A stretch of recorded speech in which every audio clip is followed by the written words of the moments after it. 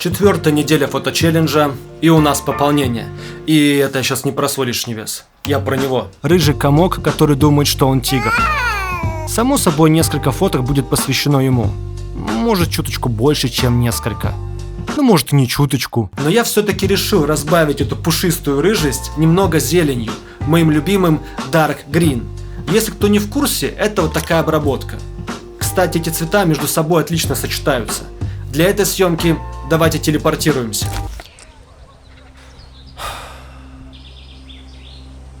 Просто beautiful. Для меня съемки в лесу — это какой-то релакс, медитация. И тут по закону жанра я должен был бы сделать какую-нибудь яркую концовку, панчлайн, но по мне это все испортит. А я хочу, чтобы вы тоже почувствовали эту атмосферу. Поэтому оставлю вас ненадолго наедине с лесом.